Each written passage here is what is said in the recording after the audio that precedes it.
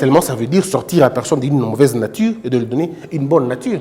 Mais posez-vous la question, c'est quoi la mauvaise nature? Donc, votre nature, c'est une mauvaise et eux ont une bonne nature à vous donner. D'accord? Ils vous disent non, le nom de baptême, quoi. Ça, c'est le nom de baptême, le nom de baptême, le nom de baptême, le nom de baptême. Ils vous donnent un autre nom, ils vous disent que c'est un nom de baptême. Je peux encore comprendre que Marc soit un nom de baptême. D'accord? Parce que Marc se retrouve comme dans la Bible. Mais Richard, alors? Pourquoi tu t'appelles Richard? Pourquoi tu t'appelles Roger? Pourquoi tu t'appelles Papy? C'est dans quelle Bible on trouve ça? Dans quelle version? Oh, il y en a. Vous comprenez un peu? Bref, ils vous ont amené toute une litanie de choses pour vous faire croire que ce qu'eux avaient été vrai et ce que vous aviez été faux. Au sujet de mensonges, hein, au sujet de ça, ils vous disent non, vous savez, vos ancêtres n'ont pas étudié l'astrologie parce qu'il y a non. Aujourd'hui, quand on fait des recherches, on se rend compte que l'Africain, disons l'homme noir à cette époque, était celui qui avait donné des noms aux étoiles. C'était lui qui avait donné des noms aux étoiles. Parce que quand les Blancs arrivent, ils rentrent dans les pyramides, ils trouvent la terre et les étoiles. Et il y avait des noms à côté des légendes. Ça se trouve dans les pyramides. Mais comme c'était des noms dans une langue qui est morte aujourd'hui, qu'on n'en a plus peut-être beaucoup, et que nos langues sont croisées, en perdant finalement la racine de certaines choses, on vous dit quoi? Non, vous n'avez rien créé, au fait. Oh non, le Lingala est pauvre, l'anglais est riche, hein? Vous dites ça, non? Le français est riche, mais le Lingala est pauvre. Pourtant, si on rentre dans cette petite logique, une sale logique, on va comprendre qu'entre nous deux, entre les Français et les Lingala, c'est plutôt le Français qui est pauvre, pas les Lingala.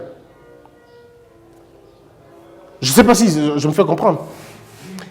Je prends un exemple. Comment tu appelles? Parce que nous en Lingala, il y a des noms qui ressemblent à l'autre, parce que la langue ressemble à votre culture. La langue tient à la sensibilité de votre culture.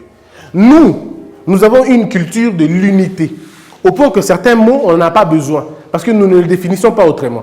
Est-ce que vous comprenez dans le bas? On appelle cet exemple. Comment s'appellent les frères en Lingala? D'accord? Comment s'appelle la sœur? Est-ce qu'il y a... Non, comment s'appelle sœur? Ndeko? Ou Bakissi, non? D'accord. Mais si on veut s'arrêter, on dirait quoi? Comment s'appelle frère? Mais tu peux ajouter Yamobal. Mais là n'est pas le problème. Voilà ce qui va vous déranger le plus. Comment tu appelles ton cousin en lingala? Pas Ndekokaka. Comment tu l'appelles? Comment tu appelles ton frère du sang? Très bien. Comment tu appelles le fils de ton père? Mais qui n'est pas de... Comment tu appelles le fils de ta mère? Mais le fils de ta mère n'est pas de ton père. Vous comprenez? Donc pour nous, Ndeko ne veut pas forcément dire comme eux chez eux. Eux, ils ont tous les noms comme ça. Parce que eux, ils ont la logique d'être divisés. Ils ont cette logique-là, de chacun pour soi, Dieu pour tous. Pourtant, nous, c'était le contraire. Nous, c'était tous pour un. C'était ça le principe. Nous n'avons pas des concepts genre Ndeko, moi, papa la. Ça n'existe pas, cette histoire. Moi, c'est papa bien maman. Mais est-ce que chez eux, c'est comme ça? Chez eux, cousin, c'est cousin. D'accord? Ce n'est pas ton frère de sang. Même ton frère de sang, ils vont plus loin. Ils disent ça c'est Germain, ça c'est utérin. Utérin, ça veut dire nous venons d'un même utérus, ça veut dire nous venons d'une même mère, une bêtise. Hein? Et puis l'autre, c'est mon demi-frère, comme s'il était à moitié. C'est mon demi-frère, ça veut dire il est frère, mais il est demi. Donc tout ça, c'est pour mettre des barrières dans la communication. Mais chez nous, ce n'est pas le cas. Mais c'est un mensonge. Ce n'est pas une vérité. Comment ils définissent la famille? Les Blancs. La famille se compose d'un père, d'une mère et des enfants. Point. Ils appellent ça restreinte, n'est-ce pas? Et chez nous, c'est comment? Chez nous, la famille se compose du grand-père. Le père, les oncles, les tantes, les enfants des cousins, les enfants des cousines. Nous vivons dans une même maison, on est dans un même coin, sous les manguiers, et l'autorité est faite par le père. Point barre. Ça s'arrête là. Et ça nous a créé des problèmes, cette histoire. Ça commence à nous créer des problèmes quand vous amenez votre christianisme qui est mal compris, vous les mettez ensemble, vous le mettez finalement dans une mauvaise symbiose et vous commencez à vous regarder les sorciers. Le concept qui a détruit l'Afrique, c'était le concept aussi de la sorcellerie, finalement. Quand on commence à voir que les sorciers sont ceux-là qui sont petits et ceux-là qui sont vieux. Vous avez déjà vu un jeune de 15 ans, pardon, je vais dire de 20 ans traiter de sorcier? Si vous traitez un garçon de 25 ans qu'il est sorcier, vous allez vous battre. Vous battre sérieusement. Il faut donc attaquer les gens qui sont petits. Les petits-enfants et les vieilles personnes. Ce sont ceux-là. Pourtant, c'est cette catégorie-là qui est protégée en Europe. Vous voyez? Chez eux, ils protègent ces deux catégories-là. Ils protègent les petits-enfants, la femme et les vieilles personnes. Mais nous, à l'inverse, c'est le contraire maintenant. Chez nous, on stigmatise les petits-enfants qui sont dans les rues et nous jetons nos vieux qui sont vieux. On les considère comme des sorciers, mais ce n'était pas notre nature, ce n'était pas notre culture. Ça, il faut que vous puissiez le comprendre. Ce n'était pas notre culture. Notre culture, l'étranger était considéré comme un ange. L'enfant, c'est un ange. Tu veux d'abord un ange lui ensemble, n'est-ce pas? Ou ange lui ensemble aussi mbaïté. Mais vous êtes resté avec ça comme des fois déclaratives, mais ce n'est plus des fois appliqué parce que quelqu'un a détruit ça. Vous avez compris? Et cette politique-là qui est occultée a finalement changé les choses en vous faisant croire que le système politique, notre système politique repose finalement sur le mensonge. En vous trompant, en vous mentant, suivez les discours des politiciens, vous allez comprendre que 80% c'est de la fausseté, c'est de la foutaise. Ils vous mentent en réalité. Et donc aujourd'hui, quand on dit politique, on a quelle définition? Le kuta. Ou le kosaté, ou sa politique. Ou même quand quelqu'un te dit, la politique hein? La politique parce que dans leur tête, la politique c'est il faut savoir mentir. Et donc, la politique est devenue un art du mensonge. Et vous devez débiter les mensonges tous les jours de la vie. Vous devez mentir les gens. Quand il y a 15 morts, vous dites qu'il y a 2 morts. Et vous pouvez même aller plus loin pour dire des morts légères, quoi, comme s'il y avait des morts légères. Vous comprenez? Donc, finalement, ce mensonge qui caractérise l'homme politique congolais, qui caractérise l'homme religieux congolais, il caractérise aussi l'homme scientifique congolais. Malheureusement. Le mensonge scientifique au Congo, ouf, n'en parlons même pas. Le mensonge académique au Congo, il ne faut même pas en parler. Sur toutes les découvertes qu'on vous a données, mes frères, je peux vous le garantir aujourd'hui, dites à vos enfants que ni Mandela, ni Diego Cao, ni Livingstone, moins encore Christophe Colomb, personne n'a découvert rien. On ne découvre pas ce qui existe. D'accord? On ne découvre pas ce qui existe. Ce qui existe, on ne le découvre pas. Ce qui existe est découvert déjà de lui-même. Mais par contre, on découvre pour soi-même ce qui existe déjà. Je vais à Mbandaka, oui, j'ai découvert Mbandaka. Moi, je découvre Mbandaka. Mais ce n'est pas que je découvre Mbandaka pour l'humanité. Comme si là, il n'y en avait rien, quoi. Est-ce que vous comprenez ce que je veux dire? Christophe Colomb a menti. Christophe Colomb a menti. Diego Cao aussi a menti. Mandela aussi a menti. Parce que vous ne pouvez pas découvrir des fleuves là où les gens vivent déjà. Tout comme vous ne pouvez pas découvrir un pays où les gens vivent déjà. C'est pas possible. Tu ne peux pas les découvrir. Je suis le premier homme à découvrir. Et puis ils sont clairs. Hein? Qui a découvert l'Amérique? Quelle question, qui insulte.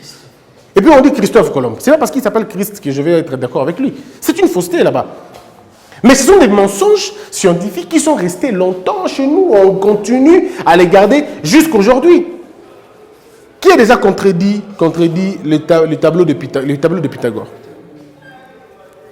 Le tableau de Mendeleïev. Qui peut émettre un doute sur le tableau de Mendeleïev? Vous connaissez le tableau de Mendeleïev? C'est le tableau périodique. Est-ce que vous savez que le Congo a découvert beaucoup plus tous les éléments du tableau périodique se trouvent au Congo? Tout, sans exception. Et pire encore, nous avons découvert beaucoup plus. Donc, il faut encore reprendre ce tableau-là pour inclure d'autres richesses qu'on a trouvées chez nous ici. Mais nous attendons quoi? On attend qu'ils fassent, non? Et puis nous allons donner ça à nos enfants. Donc, bref, personne ne veut dénoncer un mensonge qui existe déjà. Alors, tous ceux qui sont ici, ce sont des profiteurs du mensonge. Ils vont combattre qui? Ceux qui disent la vérité. Et vous avez fait des lois, des projets, tout ça, pour faire comprendre aux gens que vous êtes dans le faux. Le vol, vous l'appelez autre chose. Ils disent aussi, en droit par exemple, vous avez un vol qualifié, un vol non qualifié, et tout. C'est du vol, simplement. Mais parce qu'on veut mentir littéralement les gens, on veut les mettre dans un carcan pour commencer à excuser les choses. Je le dis en tant que juriste, moi aussi. Il y a beaucoup de choses, quand on lit, on sait que vous avez des démarches. Ce sont des gens qui se mettent ensemble pour dire, bon, n'allons pas dans ceci, n'allons pas dans cela, parce que si on met dans ça, tout le monde va tomber. Et c'est comme ça. Le mensonge, l'autre mensonge pour terminer, de ce siècle, c'est le mensonge du genre. Le mensonge du genre. Et c'est là que beaucoup ne veulent pas parler. Mes frères, excusez-moi de vous le dire, qui pense que l'homosexualité est un mal? Qui pense que l'homosexualité est un vice? Donc, ceux qui n'ont pas levé leurs mains, vous êtes d'accord que l'homosexualité peut se faire, n'est-ce pas? Mais c'est ça. En fait, c'est ce que vous ne comprenez pas, c'est ce qu'ils essaient de inoculer dans votre tête, en fait. Ils vous font croire que ce n'est pas votre problème, vous pouvez laisser ça faire, ce n'est pas vous, à vous le problème. Donc, quand tu es là, tu vois un homme en train un autre homme, ça ne vous gêne pas, au fait. Parce que comment ça va vous gêner? Ils vous ont commencé ça depuis quand vous êtes petit. Cette génération, depuis 1975, je veux dire, non, un peu 1960, hein, en montant, cette société a été modélée pour accepter l'homosexualité. Donc, tel que nous sommes là, nous sommes sans défense contre l'homosexualité. Voilà pourquoi nous tolérons les homosexuels, nous tolérons l'homosexualité, et il y en a même des gens qui sont amis avec eux. D'accord? Parce que nous avons été formés comme ça. Ces gens-là ont inoculé un autre message en vous faisant croire que c'est un fait naturel. Et ils vont vous pondre des théories soutenues par des professeurs, neurologues, psychologues, ainsi de suite. N'ayez pas peur de ces titres-là. Ils veulent simplement faire une seule chose, avaliser une bêtise. Plein. Point barre. Ne courez pas après les titres qui disent après, oh non, il est neurologue, baxi, neuropsychopathie dans la physiologie. Et il étudie dans une université très loin d'Anvers aux États-Unis. Et là, quand vous entendez, vous dites, oh, évitez de discuter avec ces messieurs. Il est très intelligent, il connaît. En réalité, c'est faux. Ce sont des groupes de minorités qui se mettent ensemble, qui ont beaucoup plus d'argent et qui vous font croire que ça est vrai. Aujourd'hui, tous les films américains, sans exception pratiquement, sur toutes les séries, ils ont toujours une scène homosexuelle. Il y a toujours quelqu'un qui joue l'homosexualité dans ça. Ça ne peut pas passer sans ça. Et vous allez voir ça dans les plus grands films à succès. Scandale et les autres. Power. Eh bien, ça dit des films à succès. Et c'est là que ces gens-là viennent inoculer de messages. Ils vous lancent. Pour vous faire croire que, écoutez, de toutes les façons, vous devez faire avec. C'est un gros mensonge, mais que nous avons gobé. Au point que quand je vous ai posé la question ici, qui sont contre l'homosexualité, vous avez vu les mains, seulement quelques mains se sont levées, pas d'autres. D'accord? Donc ça veut dire que c'est comme ça qu'on fait pour détruire les gens, les choses. Et est-ce que vous savez aujourd'hui qui connaît ce que c'est le partouze? Le partouze. Bon, peut-être pas ici, ailleurs. Pas vous, hein? Vous ne le connaissez peut-être pas. Le partouze, c'est les rapports sexuels d'ensemble. Le ménage à 2 et à 3. Il y a un homme et puis 2 femmes ensemble. Vous connaissez, non? Vous avez déjà entendu parler. Pas vous faites. Ici, on ne fait pas ça, je sais. Mais à l'extérieur, vous savez, vous avez déjà entendu parler. Ok. Alors, c'est un vent qui vient. Pas qui vient, qui s'installe déjà. On va vous faire croire que c'est ça, on dit, au nom de la liberté individuelle, au nom de la curiosité personnelle. Vous devez aller dans ça. Et aujourd'hui, ce n'est plus, on a dépassé cette histoire de partouze. Maintenant, on est dans l'échangisme. On a même dépassé l'échangisme. On est allé plus loin. Maintenant, on est allé dans les relations sans fondement. C'est-à-dire sans relation, sans engagement. C'est-à-dire je sors avec une fille que je ne connais pas, mais qu'on s'est rencontrés, on s'entend. Avant, vous appeliez ça sex friend. Mais aujourd'hui, ce n'est plus ça, c'est à ça développé. Ça veut dire toi et moi, nous pouvons sortir avec un homme, avec une femme, elle sort et avec moi et avec toi, et toi et moi, on n'est pas jaloux, en fait. Est-ce que vous comprenez ça? Elle aussi, elle est d'accord avec ça. Personne ne l'embête. Et entre-temps, nous sortons aussi avec toi. Elle aussi. Donc si elles sont à 2, est-ce que vous comprenez la logique? Mais c'est comme ça. C'est ce que vous appelez parfois la perversion. Mais en même temps, ils appellent ça une liberté. Et vous allez voir plus tard, les gens vont se battre pour ça. Ils vont marcher aussi. Demander qu'on puisse légiférer ça. Vous voyez là où on y va? C'est ça là où le mensonge va. Parce qu'un mensonge ne vient pas seul. Un mensonge, d'abord c'est un mal, il se reproduit. Et à la vitesse d'éclair, quoi. Donc ne soyez pas étonnés demain que l'on dise non, les frères et sœurs peuvent se marier. J'ai entendu un psychologue, disons un neurologue parler de... il est polonais, il dit pour lui, le mariage, c'est-à-dire les enfants de la 5e génération peuvent se marier, ce n'est pas un problème, la consanguinité est partie. Vous imaginez un peu. C'est-à-dire, mon enfant, c'est-à-dire l'enfant de l'enfant de l'enfant de l'enfant de mon enfant. Ces deux-là ici peuvent se marier. Pourtant, c'est moi leur géniteur. C'est moi leur géniteur. Mais mes enfants là-bas, mes petits-enfants peuvent se marier. Ils disent que non, c'est normal et tout et tout. Bref, c'était ce que je voulais vous dire simplement en fonction du mensonge et de la vérité. Maintenant, parlons dans la vie quotidienne, parce que c'est là qu'il s'agit. Tout le monde a envie de dire la vérité. Tout le monde a besoin de dire la vérité. Tout le monde a besoin de la vérité pour vivre. Mais maintenant, le problème, c'est que, est-ce que la vérité est mieux que le mensonge? Est-ce que dans certains cas, le mensonge n'est-il pas bénéfique? N'est-ce pas? Est-ce que dans certains cas, les mensonges ne peuvent-ils pas nous aider? Ça, c'est une question difficile. Et les gens se le posent. Excusez-moi de vous dire, le mensonge ne paye pas, peu importe ce qu'il vous donne comme avantage maintenant. Le mensonge ne paye pas, peu importe ce qu'il vous donne comme avantage aujourd'hui. Le produit du mensonge n'est jamais éternel. Le produit du mensonge, il est toujours périssable. Et c'est quand il devient périssable qu'il vous crée beaucoup plus de conséquences que vous ne pourrez vous imaginer. Pourtant que la vérité a un prix à payer, le mensonge a un coût. Le mensonge a un coût. Mais la vérité a un prix à payer. Le prix de la vérité, c'est la trahison. Le prix de la vérité, c'est la mort. Le prix de la vérité, c'est la déchéance. Le prix de la vérité, c'est la perte. Le prix de la vérité, c'est aussi une humiliation. Le prix de la vérité, c'est aussi une vengeance. Tout ça peut découler de la vérité. Mais êtes-vous prêts pour assumer ça? Nous devons être pratiques dans la vie, d'accord? Je vous donne 2 plans. Le premier plan, pour éviter de tomber dans le coup de la vérité qui est un tribunal, qui est, n'oubliez pas, lié au temps, n'oubliez pas, c'est une justice, il faut toujours dire la vérité. Pour ne pas tomber dans le coup de la vérité, vous devez toujours dire la vérité. Et la vérité, pour la dire, ça commence d'abord par les petites choses.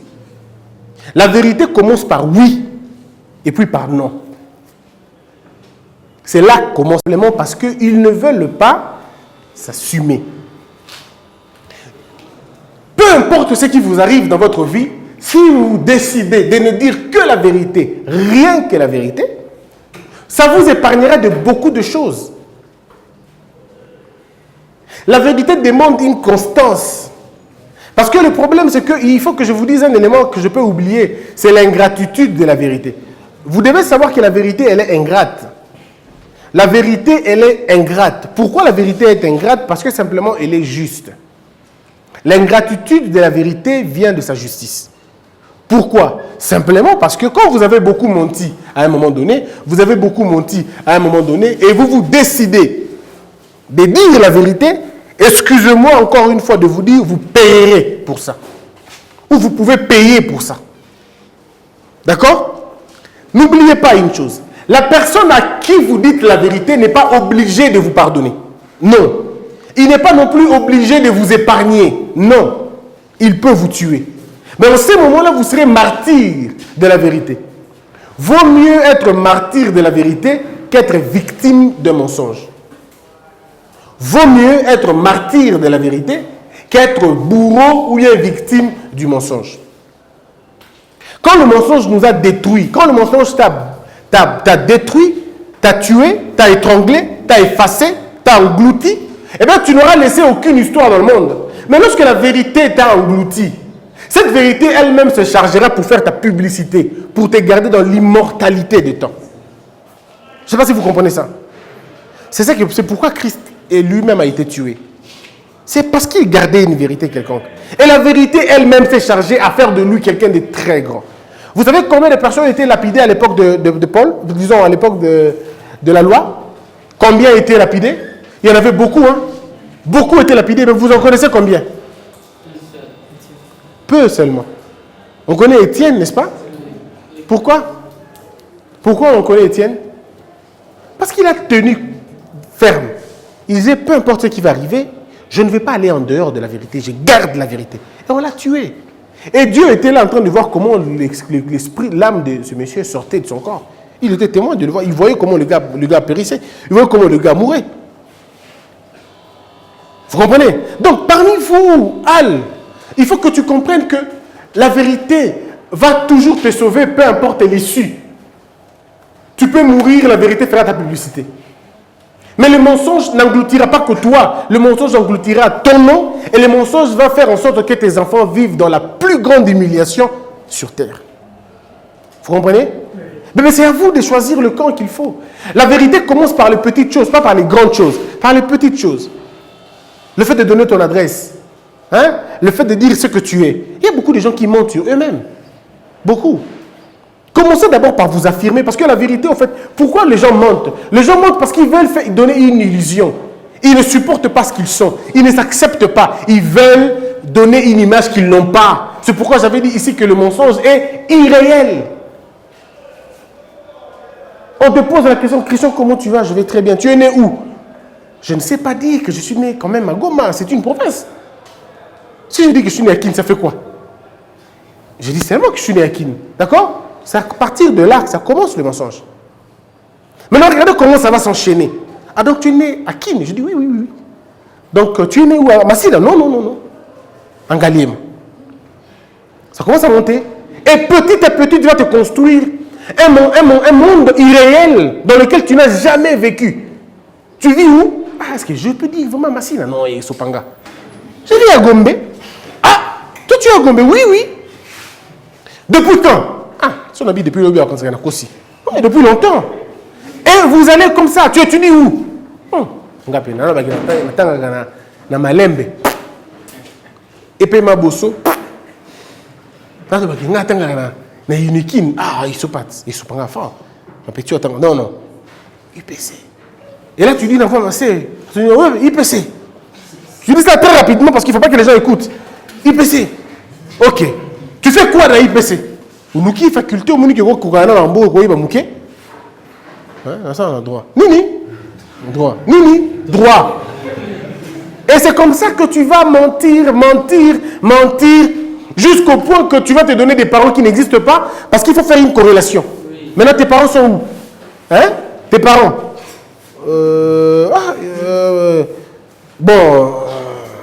Papa, mais je parle de ton parent, de tes parents. Oui, papa, il est en Europe. Yo me rappelle que à ta professionnelle, c'est pas la vie nazali. Bien tout baloko, mais tu dis que Père Hazard na Europe. Ah, ok. Bon, le soir, alors il faut qu'on rentre. Tu sais pas rentrer à Gombe? On te voit dans un taxi, on aller à Massina. Ok, je vais aller rencontrer une famille là-bas. À 7 heures, oui, on a un rendez-vous là-bas. Et tu pars. Tu te mets dans des conditions les plus difficiles pour rien. Bon, si déjà quelqu'un commence à mentir, na identité naïe, qu'est-ce qu'il va dire de vrai après? Tu ne travailles pas. On te pose la question, que fais-tu dans la vie? Et tu commences à chercher. Loukiti, je travaille. Où? Bon, je fais des coups de main. Où? Oh, dans quelques endroits. Où? Ben, tu commences à mentir maintenant. Parce que finalement, il faut toujours concorder au mensonge que tu as dit. Comme tu es à Gombe et que tu étudies au campus, tu ne peux pas travailler à Bakwado. Non.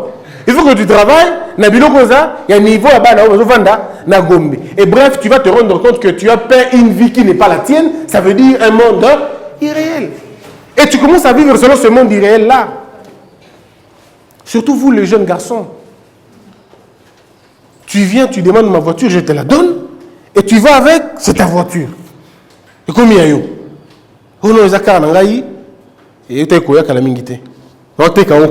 Parce que tu le dis, parce que le jour où elle ne va pas te voir avec la voiture, tu vas dire qu'elle va t'aider déjà. Parce que elle va énerver un penza. Ok. Tu l'amènes au grand hôtel, vous arrivez, c'est beau le premier jour. Mais le deuxième jour, comment tu fais? Et comme non, je n'aime pas là-bas, mes parents sont là-bas. Moi, je n'aime pas les grands hôtels, hein, je n'aime pas les endroits luxueux parce que tu vois, les gens me connaissent beaucoup là-bas. J'aime des endroits, il y a Mickey. Non. En fait, c'est là que tu es. C'est les endroits qui te correspondent. Et là, endroit, il y a Mickey. Parfois, les gens à qui nous mentons n'ont pas besoin de ce mensonge-là. Vous comprenez? Parfois, les gens à qui nous mentons n'en ont pas besoin. À l'être, vous dites ce que vous êtes, c'est tout. Si ton père est mort, qui a tué ton père? Il est mort lui-même. Il est malade à Koufi. C'est que tu vas imposer aux gens une vie qu'ils n'ont pas, que tu n'as pas. Combien ont menti sur leurs parents? Combien ont dit que leurs parents étaient décédés alors que les pauvres messieurs étaient en vie? Combien d'étudiants ont tué leur père? Et pas prof. Prof n'a pas Koufa, orphelin. Je ne sais pas trouver l'argent, prof, papa Koufa, à Koufa na guerre Yamassisi. Mais toi, tu vis à l'Équateur, tes parents n'ont jamais vécu une guerre à modèle Luana. Mais tu vois là, est-ce que vous voyez tous ces mensonges que nous faisons généralement? Nous pensons que c'est petit. Non, ce n'est pas petit, ça forme notre vie en réalité. Nous nous entraînons à mentir et à mentir. Et le jour où on te découvre, le jour où on sait que tu as menti, plus personne ne croit en toi. Tu seras même si en train de te dire la vérité, personne ne te croit. Parce qu'on sait que tu es menteur. Vous comprenez? On vous dira, moi c'est à quoi ça kate. C'est Angleterre, moi c'est à quoi ça. Bon, on est à quoi ça. Même l'homme, même la femme, le mensonge, il est le même. Oui. Que ce soit l'homme, que ce soit la femme, le mensonge, il est le même. Il n'y a aucun mensonge qui fait sortir des fleurs. Non. Tous les mensonges sont des arbres qui ne produisent ni de fruits, ni de fleurs. Ne mentez pas pour vous donner une image que vous n'avez pas. Ne mentez pas pour ça. Assumez-vous. Si vous mentez pour ce que vous voulez devenir, travaillez par contre pour le devenir en réalité au lieu de mentir. Il y a des gens qui mentent, qui sont gentils, alors qu'ils sont méchants. Alors si tu veux être méchant, tu veux être gentil, c'est déjà une très bonne chose. Maintenant, travaille pour être gentil. Travailler pour être gentil, c'est apaiser son cœur. Ce n'est pas considérer que l'autre a gagné et toi tu as perdu. Ce n'est pas croire que celui qui réussit à votre place. Parce qu'il y a des gens qui pensent que maintenant, ils ont réussi, ils vont réussir la place là-bas. Personne ne réussit à ta place. Et personne ne va échouer à ta place, tu vas échouer seul. Arrêtez de vous mentir inutilement. Il y a des gens qui ont tellement atteint le niveau de mensonge, ils mentent même à Dieu. Mais tu sais au fond de toi que tu l'as fait parce que tu le voulais. Mais même comment tu peux arriver à te mentir toi-même? Tu te mens à toi-même. Celui qui se ment à lui-même ne peut pas changer. Tu ne peux pas changer tant que tu te mens à toi-même, parce que la plus grande ignorance, c'est d'ignorer qu'on est ignorant. C'est la plus grande ignorance, et l'ignorance la plus criminelle, celle qui tue, c'est celle de méconnaître que tu es en train de te tromper. Je peux encore comprendre celui qui ment pour se faire sauver sa peau. Je peux encore comprendre. Mais je ne peux pas comprendre celui qui ment pour rien. Une fois, je suis en train de circuler, on m'a appelé. Christian, tu es où? Mes frères, j'étais loin. Et je dis dans le magasin, pour rien. Pour rien en tout cas. Et je me pose la question. Un jour, je me dis, Christian, au conseil awa nini. Nous au conseil sodaté, chef naoté, aokangayoté, mais au conseil nini. Je l'ai appelé au téléphone. J'ai dit, viens, dans le magasin, dans la IPN. Tu sais qu'il s'est fâché, il est parti. Et on me dit, mais en réalité, c'est que tu ne peux pas vivre avec toi-même. Si tu commences à faire des concessions avec ton cœur, oui, c'est bon, et les cas. C'est là que tu t'entraînes. J'ai payé le prix, le vieux est parti, je ne l'ai plus revu. Et ce qu'il voulait me donner, il ne me l'a plus donné. Et là, j'ai pris ça comme une sorte de sanction. Vous voyez comment j'ai choisi de voir les choses? Je n'ai pas fait comme d'autres personnes qui disent, ah, on est, c'est le conseil qui n'a pas comme mananga. Ce sont des gens qui se sont familiarisés avec le mensonge. Mais ça, ni comme camarade. Il y a des gens qui sont consultés tout le même la journée. Ah, on a consulté les lois. On a consulté. Avant d'aller à la